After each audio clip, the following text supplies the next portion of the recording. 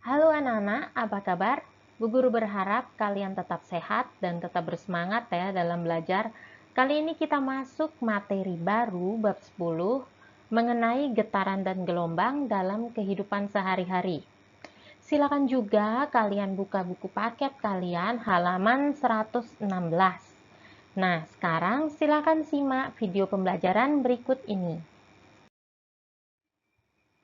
Ini adalah tujuan pembelajaran kita pada kali ini, yaitu peserta didik itu dapat menjelaskan konsep getaran dan gelombang. Dengan nilai sekolah kita, peserta didik menunjukkan sikap jujur dalam pembelajaran. Getaran. Getaran ini adalah gerak bolak-balik secara teratur melalui titik keseimbangan. Kalau kalian simak gambar berikut ini adalah contoh dari bandul ya, di mana garis yang berwarna merah ini adalah titik keseimbangannya. Nah, bagaimana dikatakan satu getaran? Jadi tadi pengertian dari getaran itu adalah gerak bolak-balik melalui titik keseimbangan. Nah, misalnya bandul ini digerakkan dari posisi di sini. Jadi untuk satu getaran dari arah sini bergerak ke sini dan kembali lagi ke sini, itu adalah satu getaran. Nah, jika kalian lihat gambar berikut ini, Bu Guru memberikan contoh misalnya satu getaran jika bandul ini disimpangkan dari titik A. Jadi untuk satu getarannya adalah A, B, C, B, A. Misalkan dari titik A. Kalau dari titik C, berarti satu getarannya adalah C, B, A, B, C. Nah, seperti itu ya. Jadi geraknya bolak balik, kembali lagi ke asal. Berikutnya adalah amplitudo. Amplitudo ini apa? Amplitudo ini adalah simpangan terjauh. Nah, pada bandul ini simpangan terjauhnya ada dua. Misalnya disimpangkan dari titik C, berarti dari C ke B. Itu adalah amplitudonya ya. Atau misalnya disimpangkan dari titik A, berarti amplitudonya adalah A ke B. AB. Seperti itu ya. Nah, berikut ini adalah satuan dari getaran. Ada dua. Frekuensi itu adalah jumlah getaran dalam satu detik atau satu sekon. Jadi, bandulnya ini bergeraknya berapa kali dalam satu detik, seperti itu. Kemudian periode adalah waktu yang diperlukan untuk satu kali bergetar. Nah, misalnya ini bandulnya bergetar satu kali, itu berapa waktu yang diperlukan? Itu adalah periode. Berikut ini adalah rumusnya. Jadi, periode itu lambangnya T besar. T besar sama dengan T kecil dibagi N. T kecil itu adalah waktu, N itu adalah getaran. Kemudian misalnya mau mencari frekuensi. Frekuensi itu lambangnya F ya. Jadi rumusnya adalah N per T. Jadi kebalikannya ya untuk periode dan frekuensi ini. Jadi untuk hubungannya mencari periode itu sama dengan 1 per F, atau untuk mencari frekuensi itu sama dengan 1 per T. Dapat disimpulkan untuk getaran yang pertama adalah panjang tali pada bandul berpengaruh terhadap periode getaran. Semakin panjang tali, maka semakin besar periode getaran dan semakin kecil frekuensinya. Semakin besar nilai percepatan gravitasi, semakin kecil periodenya dan semakin besar frekuensinya.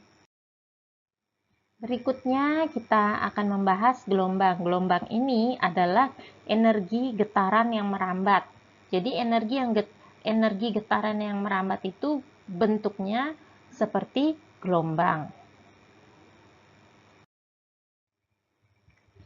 Berdasarkan energinya, gelombang dibedakan menjadi dua. Yang pertama adalah gelombang mekanis. Nah, kalau gelombang mekanis ini dalam perambatannya memerlukan medium perantara. Sedangkan kalau gelombang elektromagnetik dalam perambatannya tidak memerlukan medium. Berikut ini adalah perbedaan gelombang jika dilihat dari arah getarnya. Yang pertama adalah gelombang transversal. Kalau gelombang transversal ini arah getarnya tegak lurus dengan arah rambatnya. Kemudian kalau gelombang longitudinal, arah getarnya sejajar dengan arah rambatnya. Mungkin kalian bisa perhatikan gambar berikut ini. Yang gambar sebelah kiri ini adalah contoh dari gambar gelombang transversal. Jadi arah getar dengan arah rambatnya ke sini ya. Dengan arah getarnya naik turun, ini tegak lurus.